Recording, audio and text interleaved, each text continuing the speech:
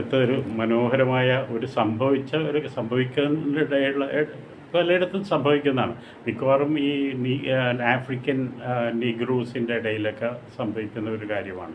അവർക്കൊക്കെ ഒരു ചെറിയൊരു നെക്രോമെൻസി എന്ന് പറഞ്ഞൊരു ചെറിയൊരു ഡിവിനേഷൻ എന്ന് പറഞ്ഞ കാര്യങ്ങളൊക്കെ മുൻകൂട്ടി നേരത്തെ അറിയണേ. നെക്രോമെൻസി ഉണ്ട്, അപ്പോൾ നമ്മൾക്ക് കൈറോമെൻസി ഉണ്ട്. അങ്ങനെ ബൈബിളൊക്കെ നോക്കിയിട്ട് നമ്മൾ മുൻകൂട്ടി പറയുന്നതിന് ബിബ്ലിയോമെൻസി എന്നൊക്കെ ഉണ്ട്. ഏതായാലും ഇവരെ കൊണ്ട് ചെയ്യുന്നത് നെക്രോമെൻസിയിൽ മരിച്ചവരെ ഒരു തിരിച്ച് വിളിക്കും, ഒരു മന്ത്രങ്ങളും മറ്റൊക്കെ ജപിച്ചിട്ട്. അതിനാണ് പറയുന്ന ആ നെക്രോമെൻസി. അങ്ങനെ എന്നിട്ട് ഈജിപ്ഷ്യൻസിൻ്റെ ഇടയിലൊക്കെ പിറമിഡ്സൊക്കെ ഉണ്ടാക്കിയ വലിയ വലിയ ഫറോസ് ഉണ്ട്.